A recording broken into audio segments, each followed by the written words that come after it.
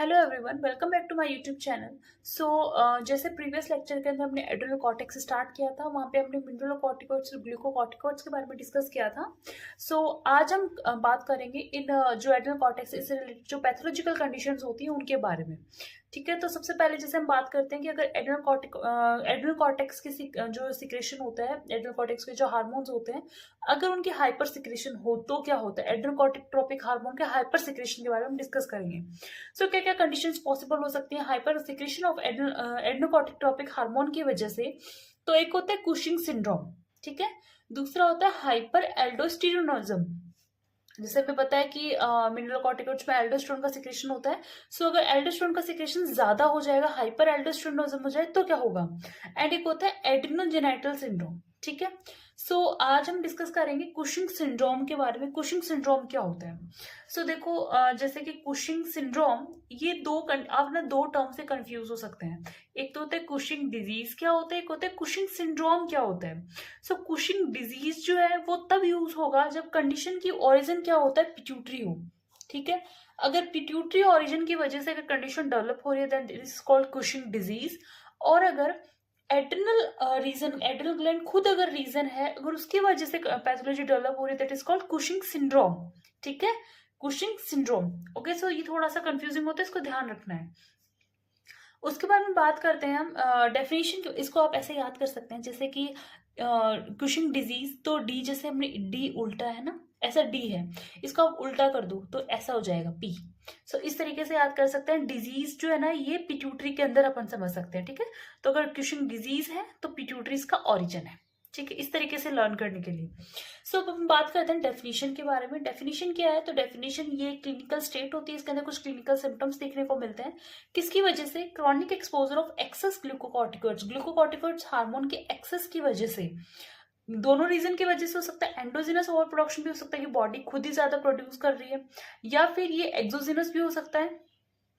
Exogenous कैसे हो सकता है कि जैसे बाहर से अगर हम दे रहे हैं, ठीक है, बाहर से किसी पैथोलॉजी की वजह से अगर बाहर से डेवलप हो रहा है तो वो भी एक रीजन इसके अंदर हो सकता है। अब हम बात करते हैं इटियोलॉजी, कॉजेस क्या क्या हो सकते हैं। सो अगर हम कॉजेस की बातें करते हैं तो कॉजेस के अंदर सबसे पहला होता है एक्सोजिनस। एक्सोजिनस के अंदर क्या होता है, जैसे कि मैंने बोला बाहर से अगर हम ले रहे हैं तो बाहर से हम ग्लूकोकॉर्टिकॉइड थेरेपीज ले सकते हैं। बहुत लंबे समय से अगर ग्लूकोकॉर्टिकॉइड थेरेपी चलती रहती है तो बॉडी के अंदर प्रोडक्शन मतलब बहुत ज्यादा एक्यूमुलेट हो गया हार्मोन, या फिर हार्मोन का लेवल जो है ना बॉडी के अंदर बहुत ज्यादा हो गया एसीटीएच का, तो उसको अपन एक्सोजिनस कह देंगे। जैसे कि ड्रग्स जैसे कि प्रिडनिसोलोन जो होती है, एक ड्रग होती है जो ग्लूकोकॉर्टिकॉइड थेरेपीज में यूज की जाती है और इसकी वजह से हो सकता है। The next one is the endogenous cause. Endogenous क्या हो सकता है, एंडोजिनस के अंदर दो हो सकते हैं। एसीटीएच डिपेंडेंट मतलब एंटीकॉर्टिक हार्मोन डिपेंडेंट भी हो सकता है और इनडिपेंडेंट भी हो सकता है। डिपेंडेंट में क्या होगा, जैसे कुशिंग डिजीज है, डिपेंडेंट जैसे अपन को पता है, देखो एडनोकॉर्टिक हार्मोन जो है ना पिट्यूटरी से रिलीज होते हैं, ठीक है। सो पिट्यूटरी से रिलीज होता है मतलब पिट्यूटरी के अंदर ही कोई प्रॉब्लम है। तो जैसे कुशिंग डिजीज की हमने बात की थी कि पिट्यूटरी एडिनोमास पिट्यूटरी ओरिजिन होते हैं। सो उस कंडीशन की चीज डेवलप हो सकती है कि पिट्यूटरी एडिनोमा मतलब एसिटिज डिपेंडेंट, ठीक है। सेकंड हो सकता है एक्टोपिक एसिटेज सिक्रेशन। एक्टोपिक एसिटेज सिक्रेशन में क्या हो सकता है कि जैसे स्मॉल सेल लंग कार्सिनोमा जो होता है उस कंडीशन के अंदर एसिटेज का सिक्रेशन जो है इंक्रीज हो जाता है। ब्रोंकियल कार्सिनोमा कंडीशन जो होते हैं उसके अंदर इंक्रीज हो जाता है। पैंक्रियाटिक न्यूरोएंडोक्राइन ट्यूमर्स जब होते हैं पैंक्रियाज के अंदर, तो उनकी वजह से भी एसिटेज का प्रोडक्शन जो है ना इंक्रीज हो जाता है, ठीक है। तो ये एसिटेज डिपेंडेंट होते हैं कि यहाँ पे कहीं ना कहीं एसिटेज अपना रोल जो प्ले कर रहे हैं, ठीक है। बट जो एसिटेज इंडिपेंडेंट होते हैं जिसमें एसिटेज का कोई रोल नहीं है, जैसे कि एड्रिनल एडिनोमा, एड्रिनल कार्सिनोमा के एड्रिनल ग्लैंड से रिलेटेड हो गया, देन दिस इज एसिटेज इंडिपेंडेंट, ठीक है। अब हम बात करते हैं क्लिनिकल फीचर्स की। क्लिनिकल फीचर्स में आखिर आपको पेशेंट जो है कैसा दिखेगा, ठीक है। सो इसका देखो जैसे मैंने पहले बोला ये क्लिनिकल स्टेट होती है, यहाँ पे क्लिनिकल फीचर्स बहुत ही इंपॉर्टेंट होते हैं और क्लिनिकल फीचर्स बहुत ही अलग टाइप के क्लिनिकल फीचर्स होते हैं, आपको देख के पता चल सकता है, ठीक है। तो इसके ना अबनॉर्मल फीचर्स जो होते हैं वो किसकी वजह से होते हैं, due to disproportion distribution of fat. Fat का जो डिस्ट्रीब्यूशन है ना पर्सन के अंदर बहुत ही डिस्प्रोपोर्शनेट मैनर के अंदर होगा, अलग थलग सा फैट का डिपोजिशन होता है। जैसे कि मैं एक पिक्चर भी ऐड कर दूंगी, आप उसके अंदर भी देख सकते हैं कि सबसे पहले मून फेस होता है, पेशेंट का फेस जो एकदम गोल हो जाएगा, जैसे मून का फेस एकदम गोल, ठीक है। दूसरा टॉर्सो होता है, टॉर्सो का मतलब क्या होता है, चेस्ट और एब्डोमेन पे अबनॉर्मल तरीके से फैट का एक्यूमुलेशन होना, दैट इज कॉल्ड टॉर्सो, ठीक है। तो इसके अंदर टॉर्सो देखने को मिलता है। आप देख रहे हैं सर पिक्चर्स में, आपको दिख भी रहा होगा कि अबनॉर्मल एक्यूमुलेशन है फैट का, जैसे लोअर एब्डोमेन में देखिए कि अबनॉर्मल तरीके से फैट जो है बहुत ही ज्यादा वहां पर डिपोजिट हो रखा है। जैसे third one is buffalo hump. Buffalo hump में क्या होता है, हमारे नेक वाला रीजन, हमारे शोल्डर्स वाले रीजन जो होता है वहाँ पे बहुत ज्यादा फैट का डिपोजिशन होता है, it's called buffalo hump. And pot belly, pot belly आप देख सकते हैं कि किस तरीके से एब्डोमेन की शेप है, that is called pot belly. So ये सब डिस्प्रोपोर्शनेट फैट डिस्ट्रीब्यूशन की वजह से है। The second one is the purple striae on the abdomen. Abdomen के ऊपर आपको स्ट्रियाज देखने को मिलेंगे, मतलब स्ट्रेच मार्क्स देखने को मिलेंगे। ये किस वजह से हुआ, क्योंकि जो है सबक्यूटेनियस फैट का लेवल बहुत ज्यादा इंक्रीज हुआ, उसकी वजह से पर्पल स्ट्रियाज जो है वो देखने को मिले थे। Now the third one is the thinning of extremities. जैसे कि अब्डोमेन पे, बैक वगैरह यहाँ पे फैट का डिपोजिशन हो रहा है, बट जो हमारी एक्सट्रीमिटीज है, हमारे आर्म्स है, लेग्स वगैरह, इनके अंदर प्रोटीन का डिप्लीशन की वजह से पर्सन क्या होगा, एकदम हाथ पैर एकदम दुबले होंगे, पतले पतले होंगे, ठीक है। उसके साथ स्किन और सबक्यूटेनियस टिश्यूज जो होते हैं उनकी भी थिनिंग देखने को मिलती है। एकेंथोसिस देखने को मिलता है। एकेंथोसिस का मतलब होता है हमारे जो एक्जिला वाले रीजन होते हैं, आर्म पिट्स वगैरह, यहाँ पे हमारी नेक में, ग्रोइंस वाले रीजन में बहुत ज्यादा डार्कनेस देखने को मिलती है, दैट इज कॉल्ड एकेंथोसिस, ठीक है। And the six one is the pigmentation of skin. Skin pigmentation देखने को मिलेगा, बिकॉज अगर एसिटीज का लेवल जो होता है वो स्टिमुलेट करता है मेलानोसाइट सेल्स को। मेलानोसाइट्स अपने पता है बॉडी में पिगमेंटेशन के लिए रिस्पॉन्सिबल होते हैं, तो उसकी वजह से पिगमेंटेशन होता है। फेशियल प्लेथोरा मतलब फेस एकदम रेड देखने को मिलेगा। हिर्सुटिज्म देखने को मिलेगा, बॉडी पे या फिर फेशियल हेयर्स जो होंगे बहुत ही ज्यादा हैवी या थिक होंगी, ठीक है। वीकनिंग ऑफ मसल्स देखने को मिलते हैं, मसल्स बॉडी एकदम वीक हो जाती है, क्योंकि हमने बोला कि प्रोटीन का डिप्लीशन हो रहा है इसकी वजह से। Susceptibility of bone for fractures. Fractures के लिए बोन की ससेप्टिबिलिटी जो होती है वो बहुत ही ज्यादा इंक्रीज देखने को मिलती है। उसके साथ हम बात करते हैं हाइपरग्लाइसीमिया एंड ग्लाइकोसूरिया देखने को मिलेगा। जैसे कि हमें पता है कि जो हमारा एसिटेज वगैरह होते हैं, ये जो है इस पे, जैसे हमने कुशिंग सिंड्रोम में बात करते हैं, एसिटेज वगैरह, ये जनरली इसके अंदर जो ग्लूकोकॉर्टिकॉइड्स वगैरह होते हैं, उनका काम क्या होता है कि ग्लूकोज के लेवल को बॉडी में ज्यादा बढ़ा के रखना। और अगर जब इनका हाइपर सिक्रेशन हो रहा है, मतलब ग्लूकोज का लेवल बॉडी में बहुत ही ज्यादा इंक्रीज देखने को मिलेगा, उसकी वजह से मैंने बोला हाइपरग्लाइसीमिया, ग्लूकोज का लेवल इंक्रीज है। एंड ग्लाइकोज यूरिया मतलब यूरिन के अंदर भी ग्लूकोज जो है वो सीक्रेट आउट होगा, ठीक है।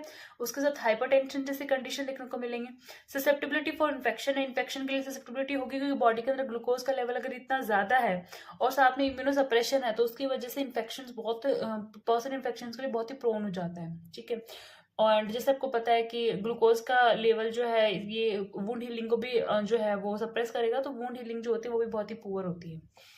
उसके हम बात करते हैं इन्वेस्टिगेशन के बारे में। इन्वेस्टिगेशन की बात करें तो वैसे तो कोई एक सिंगल टेस्ट कोई दे नहीं रखा कि इससे आप डायग्नोसिस कर सकते हो। बाकी इन्वेस्टिगेशन के लिए आपको 2 स्टेजेस पे जाना होता है। सबसे पहली स्टेज होती है कि does the patient have Cushing syndrome. Question होता है कि क्या पेशेंट को कुशिंग सिंड्रोम है, ठीक है, ये क्वेश्चन। इसके लिए आप पहले रैंडम प्लाज्मा कॉर्टिसोल करवा सकते हो, कि मतलब ये कंफर्म करने के लिए पेशेंट को कुशिंग सिंड्रोम है भी कि नहीं है, ठीक है। तो उसके लिए आप सबसे पहले रैंडम प्लाज्मा कॉर्टिसोल हम देख सकते हैं। रैंडम प्लाज्मा कॉर्टिसोल वैसे इतना ज्यादा यूजफुल नहीं होता, क्योंकि जैसे हम पता है कि कॉर्टिसोल का लेवल जो है पूरे दिन के अंदर वरी करता रहता है, ठीक है। So this is not useful. The second one is the screening test. Screening test के अंदर हमने 3 फर्दर टेस्ट देखेंगे।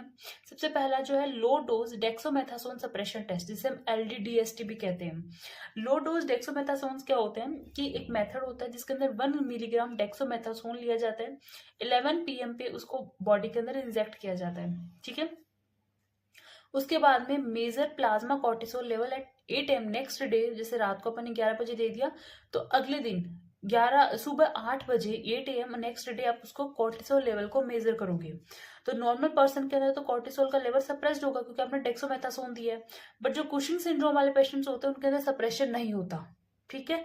सो ये एक स्क्रीनिंग टेस्ट हो सकता है, इससे आप पता लगा सकते हो कि इसको कुशिंग सिंड्रोम है भी कि नहीं है।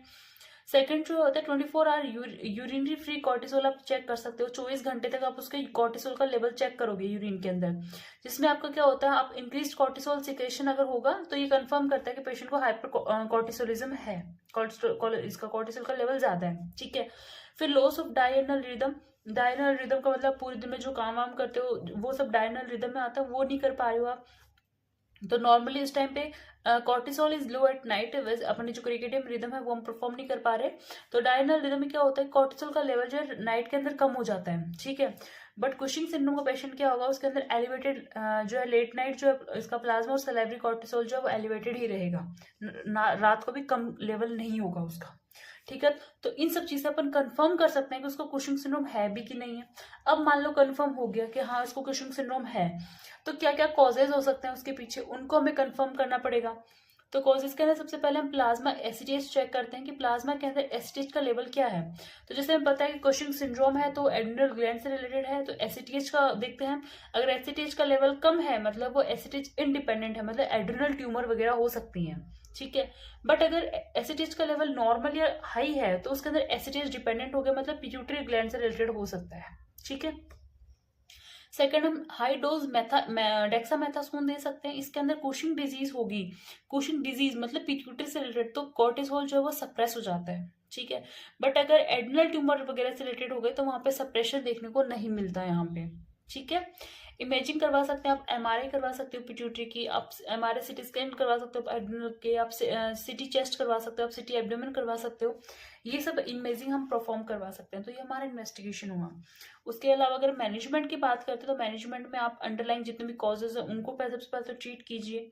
कुशिंग डिजीज जो है जैसे कि अंडरलाइन कॉजेज जैसे कि एडिनोमास, पिट्यूटरी एडिनोमा वगैरह वगैरह, तो उनको ट्रीट करना चाहिए। कुशिंग डिजीज की कंडीशन के लिए आप ट्रांस स्फिनोइडल पिट्यूटरी सर्जरी करवा सकते हो, रेडियोथेरेपीज दे सकते हैं। एड्रिनल ट्यूमर्स के लिए आप एड्रिनलेक्टोमी करवा सकते हो, ठीक है। और एक्टोपिक एसिटीज जो है उसको प्राइमरी ट्यूमर को ट्रीट करने के लिए मेडिकल थेरेपीज के अंदर केटोकोनाजोल दे सकते हो, या फिर मेटारापोन जो जैसे ड्रग्स जो होते हैं वो हम दे सकते हैं पेशेंट को, ठीक है। तो ये हमारा होता है कुशिंग सिंड्रोम। उसके साथ हम एक कंडीशन और डिस्कस कर लेते हैं, that is called hyper aldosteronism. Hyper aldosteronism में क्या होगा कि हमारे एल्डोस्टेरोन का लेवल जो होता है वो इंक्रीज होता है, ठीक है। इसके कॉजेज एंड टाइप्स की अगर बात करते हैं तो हाइपर एल्डोस्टेरोनिज्म दो टाइप के होते हैं, तो प्राइमरी हाइपर एल्डोस्टेरोनिज्म होता है, एक सेकेंडरी हाइपर एल्डोस्टेरोनिज्म होता है। सो प्राइमरी हाइपर एल्डोस्टेरोन मतलब प्राइमरी कंडीशन में, और एल्डोस्टेरोन का लेवल ज्यादा, मतलब ये कौन सिंड्रोम भी कहते हैं इसको हम, ठीक है।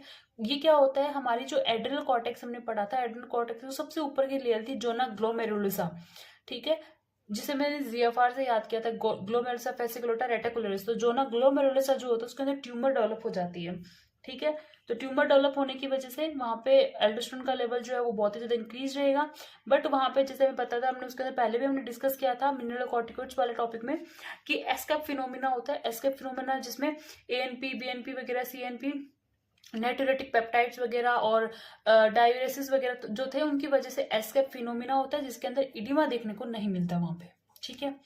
और दूसरा था सेकेंडरी हाइपर एल्डोस्टेरोनिज्म, इसके अंदर जैसे कि कोई एक्स्ट्रा एड्रिनल कॉजेज, एड्रिनल के अलावा कोई अदर कॉजेज हो सकते हैं, जैसे कि कार्डियक फेलियर होना, नेफ्रोसिस, टॉक्सीमिया होना प्रेगनेंसी के अंदर, सिरोसिस ऑफ लीवर होना। सो ये कुछ कंडीशंस होती हैं जो हाइपर एल्डोस्टेरोनिज्म कॉज कर सकती हैं अदर देन हमारी एड्रिनल कॉर्टेक्स, ठीक है। सो इसके साथ ये कुछ कंडीशंस हैं जो हमने डिस्कस की, हाइपर एल्डोस्टेरोनिज्म, कुशिंग सिंड्रोम वगैरह। सो अगर आपको कोई भी क्वेरी है तो आप मुझे कमेंट सेक्शन के अंदर कमेंट कर सकते हैं। Thank you.